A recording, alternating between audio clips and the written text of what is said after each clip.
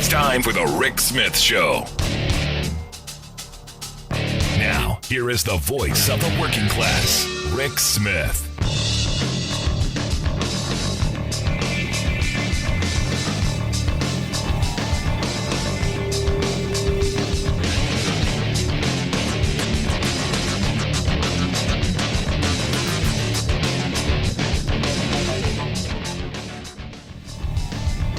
And welcome, brothers, sisters, working class heroes. This is the Rick Smith Show.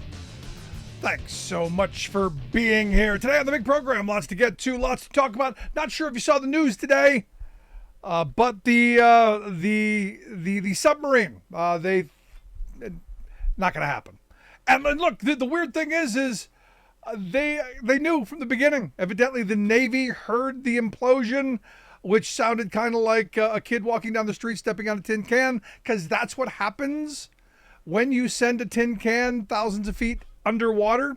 The pressure, once it begins to crumble, there's no stopping, and it is, well, it's immediate. And look, the weird thing is this is another one of these moments where we look at our billionaire class and go, maybe they're not as smart as we think they are.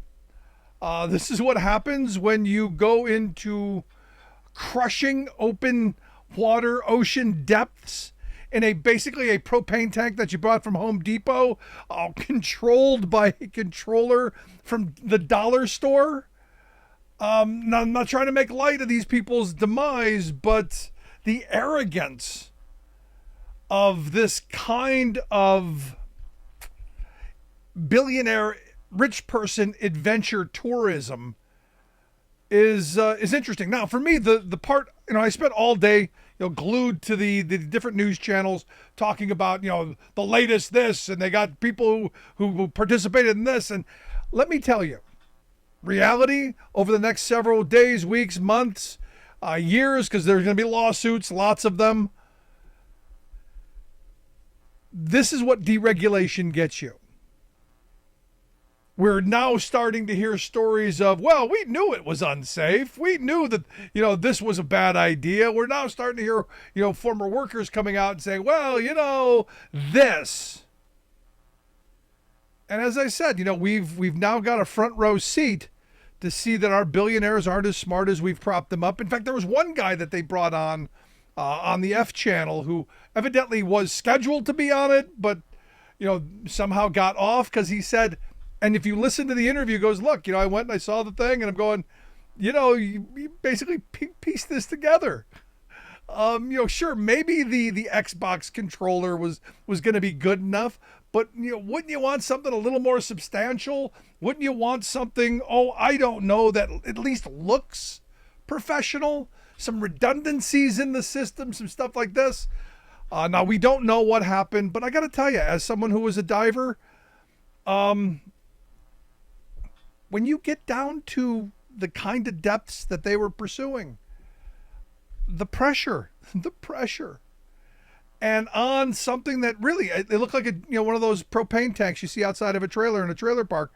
It looked like a bunch of people just fit in that, and let's see how far we can go down in until it eventually just, collapsed. And this again is one of these moments where you go, why would you put yourself in that situation? Now, when they were showing the video from years ago, I'm looking at it going, no, you're not going to catch me in a tin can, going thousands of feet underwater. No, thanks. That's not going to happen. And I come back to the regulation part because it didn't matter which channel was airing this. The people that we're talking about were going, look, there were corners that were being cut. There were things here that they didn't pursue certain certifications. They didn't pursue certain, test certifications at different depths. There's a whole bunch of questions here. And I bring this back as a moment of going, we've got a fetish in this country right now, especially on the political right, of, let it be the Wild West. If you're dumb enough to jump into the tin can and go down there, well, that's on you. And look, it is. Part of me goes, fine. If you want You want to go down into the 12,000 feet underwater, and what is really just a tin can? That's on you. But here's the thing. Think of all of the people involved in this search and rescue. Think of all of the people, all of the resources, all of the things that went after this. And there's part of me that goes, I don't know that happens if these aren't rich people. If there's not a billionaire on board, if these are just scientists, yeah, let's move along. But these are people of resource who pushed and pushed. So for me, there's part of that. Now, the lesson out of this is, maybe this industry will be regulated. Maybe adventure tourism will begin to be regulated, and we'll start to put some guardrails on. For instance, I had someone send me today that if I wanted to take my wife on a Michelin star meal adventure, an adventure of the stars, for just $130,000, me and the wife, well, 260 with the two of us, we could go up in a balloon, 15 miles in the air in a balloon, and have dinner. And I'm going, why would I want to do that? Well, it's the view. You're special. You're, again, this adventure tourism. We can do these things. And, again, I come back to, because maybe you can, should you? And look, I have, and take this however you're going to. About me personally, I have no sympathy for folks who do this stuff. I have no sympathy for people who put themselves needlessly in harm's way. Take unnecessary risks, because that's not something working people are able to do. So these people were able to pony up $250,000 for a seat in a tin can. Maybe they should have had something better to do. Just curious what your thoughts are. I've had a couple of conversations where I've had people doing, no, Rick, you're just being mean. There's no jokes here, and there aren't jokes here. Someone said to me, maybe he should have pulled himself up by his bootstraps. And I'm going, that's not funny.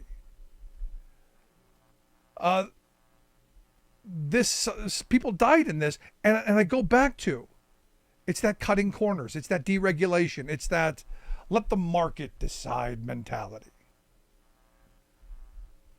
But again, who could have been harmed in all of this? Think of all the working people who are out there searching for these folks.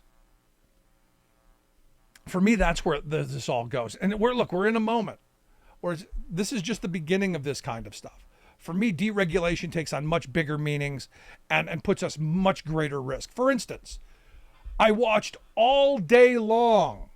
It was all day, and I'm sure you did too, breathlessly as we were waiting to find out what they found. We're waiting on a press conference. We're waiting for someone to say, well, we found the debris field. We waited to find this. Do you know what else was going on today that got virtually no attention whatsoever? Did you know there was a NTSB hearing in East Palestine, Ohio today? It's going to go today and tomorrow. Asking the question, gee, why did you blow up those five tanker cars? When what we now know probably didn't have to. That got almost no coverage whatsoever. A little blurb in the Washington Post and the New York Times I caught. I watched some of the hearings, and it's one of these things where, again, as I'm watching this NTSB hearing, because that's what I do, my mind is in this place of, again, this deregulated environment, this regulations, when they do exist, only benefit the rich and the powerful and corporate interests. And the NTSB thing is a perfect example. They blew these cars just to get it out of the way and get things moving, get those tracks back up and running. We can't wait much longer. And the way that they laid out the timeline really, really points to Norfolk Southern just going, we don't have time for this nonsense. Let's just blow it up and get moving. But it got no coverage on the mainstream media. I didn't see much about it. Did you? And this is a situation that affects a lot of people, a lot of working people, a lot of poor working people, who I would guarantee in East Palestine, I guarantee there are a lot of yards who have propane tanks that look almost exactly like the thing that they sunk down to go down to the Titanic that someone paid $250,000 to sit inside. The difference is our media structure. The difference is our all of our attention apparatus goes after the wealthy and screw the poor working person. So for me, as I'm looking at this thing in East Palestine, going, that should have been the headline. That should have been the front page news. That should have been what we should have been covering all day. But no.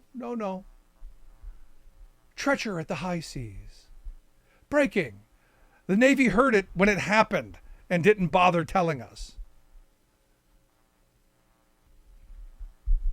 So lots of fun. I want to hear your thoughts. Email me, rick@thericksmithshow.com.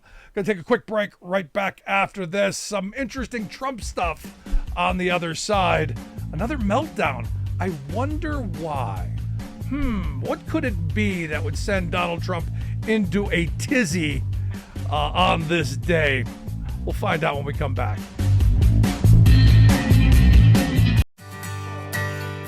From the steel mills of Pennsylvania to the auto factories of Michigan, to the modern makers movement, manufacturing makes our nation great. I'm Scott Paul, president of the Alliance for American Manufacturing. We bring business and labor together to advocate for policies that everyone can agree on. Together, we can strengthen manufacturing and create good-paying American jobs. Help us keep it made in America.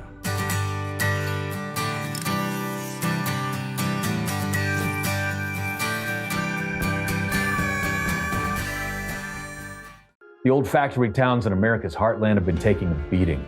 Thing is, though, there's a light at the end of the tunnel. The new CHIPS bill that got passed will bring jobs back home and has already resulted in big announcements of major new factories opening. The American Recovery Package has allowed cities and counties to hire new police officers and firefighters and start rebuilding their communities again. We're finally turning things around after 40 years of screwing over working people. But will we keep moving in the right direction? That's our choice. I'm JD Schulten with Courier News, and I'm here to tell you you're probably getting screwed. What is one of the most costly crimes in America? So much so that from 2017 to 2020, $3 billion was recovered by it, but it happens much more. That's right, it's wage theft. Wage theft occurs anytime an employer does not pay the employee everything the employee is owed by law. Nationally, employees are underpaid by as much as $50 billion each year due to wage theft. No group is immune from this, but low-wage workers are particularly vulnerable. Wage theft can take as much as 10% of a low-wage worker's annual earnings. One reason wage theft is so common is because many employees aren't aware what constitutes wage theft. Here are some signs you might be a victim of wage theft. Your paycheck is repeatedly incorrect even after you've asked about it. You don't get to take a meal break, or you have to work tasks even though you're clocked out. You're an hourly worker who completes overtime hours but doesn't get overtime pay. Your boss tells you to work off the clock.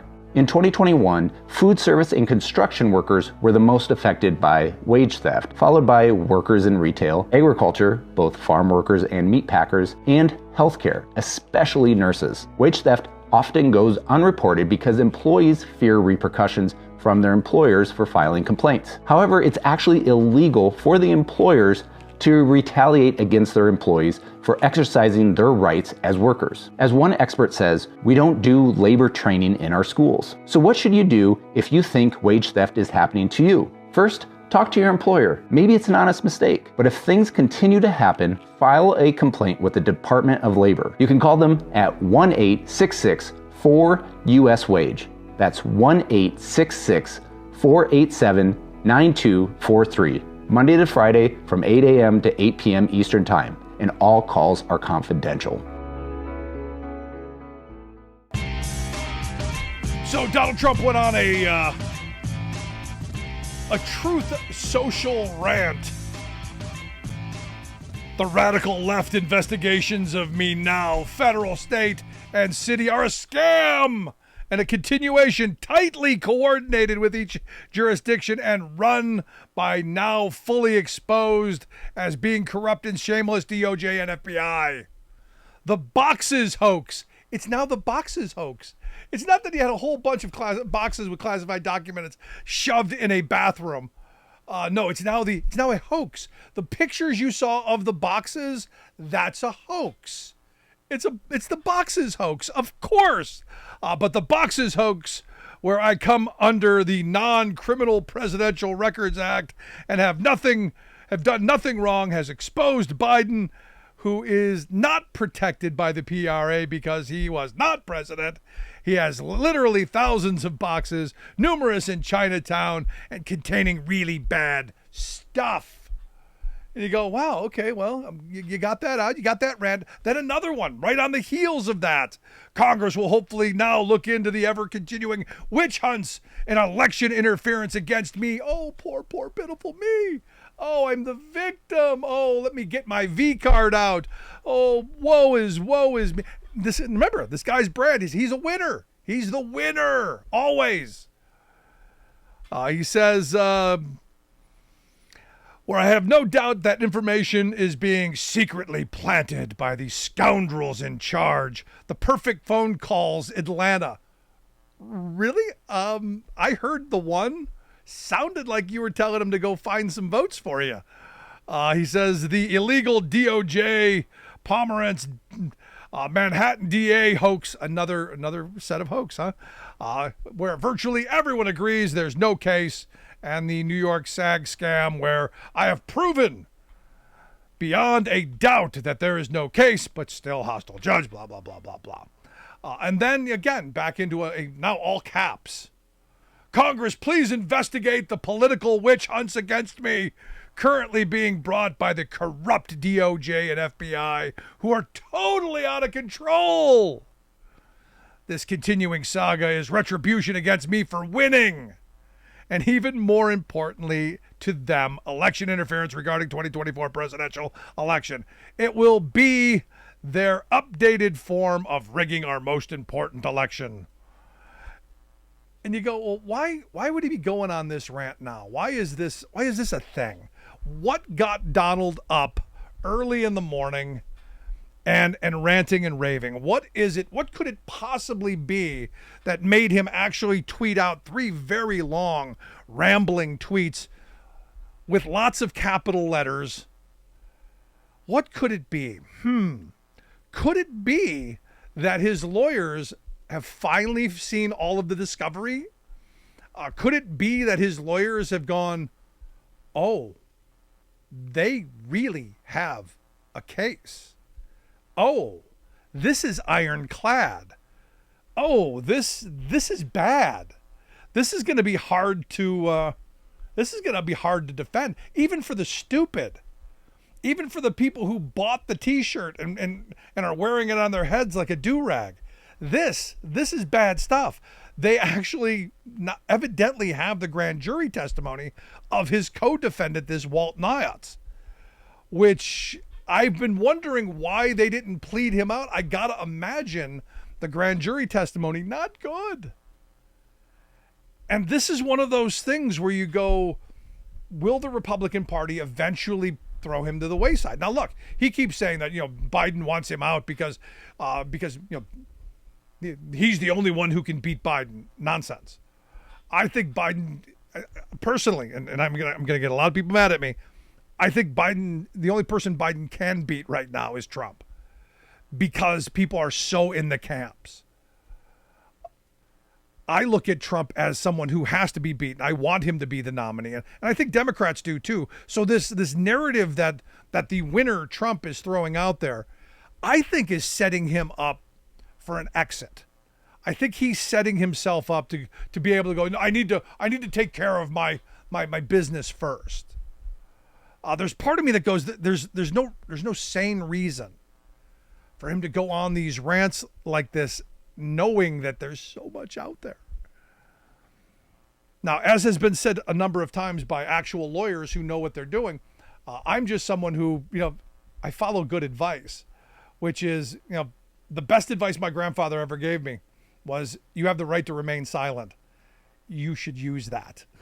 You should use that a lot. And this is what I would tell Trump. Dude, you've got the right to remain silent. You've got the right to not incriminate yourself, which it seems every day you're doing a pretty good job of. Now, what's interesting is still to this day, I mean, the polling is still showing that the people who bought the hats and the shirts and the MAGA crowd still not getting the gravity. I think Trump's coming around to understanding just how bad it is for him. Because he's being charged for actual crimes. That things that if you and I would have done, we'd already be under the jail. There would have been not a year of kid gloves and cartwheels and gymnastics to, oh, pretty please, can you give them back?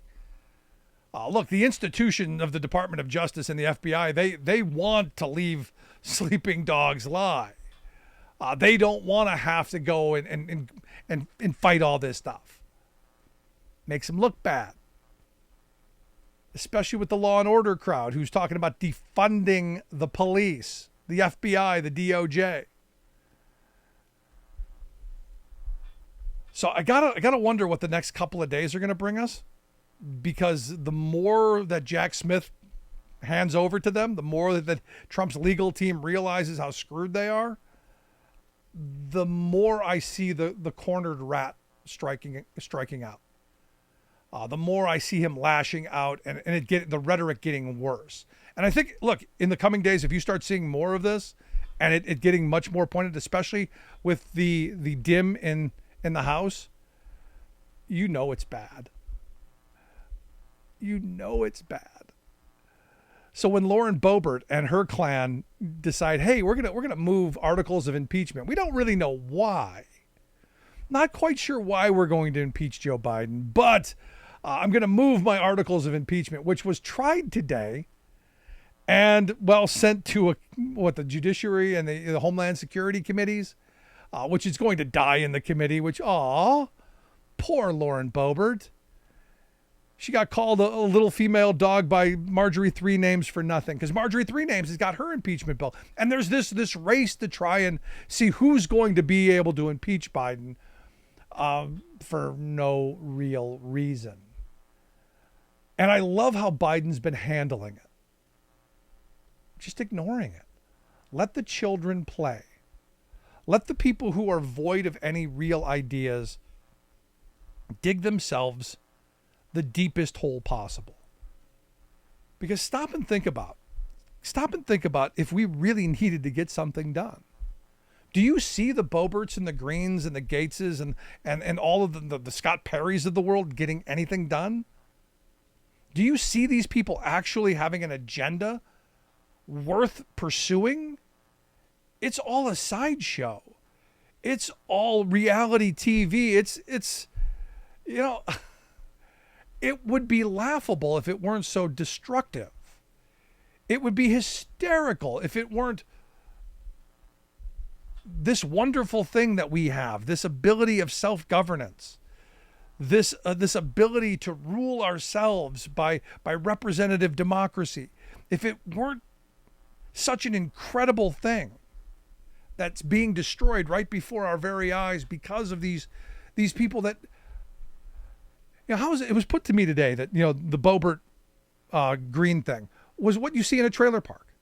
It's the kind of nonsense you get with people fighting in a trailer park. And I'm going, yeah, I get that.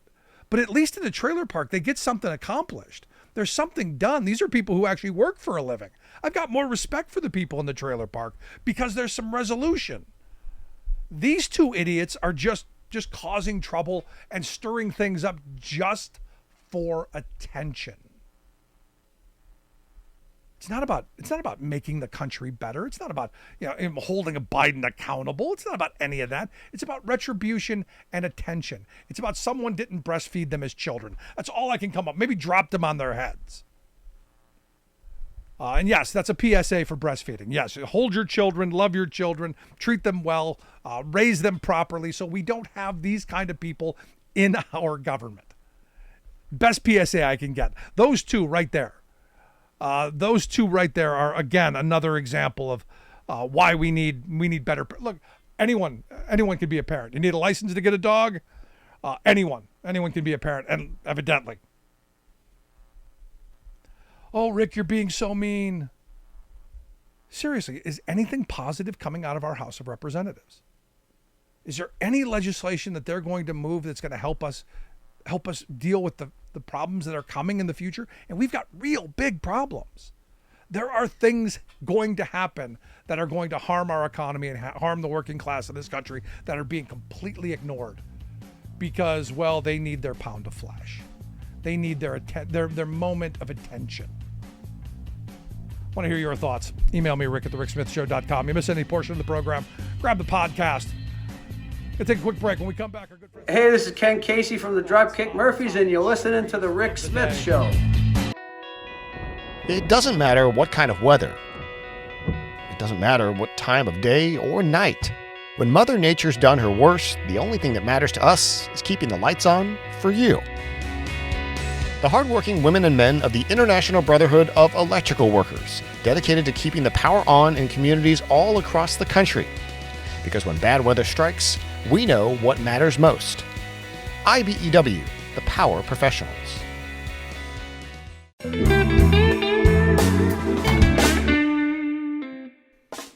Before we close the program, we want to take a moment to thank our viewers and to share a little bit about why we do what we do. At The Rick Smith Show, we believe that media today is almost entirely controlled by corporate greed. So we have now 24-hour news channels. But instead of 24 hours of news, what we get is 1 hour repeated 24 times, and with tons of commercials creating obscene amounts of profits. Information once presented as a public service has now become a private commodity. So when lies make money, lies are what we get.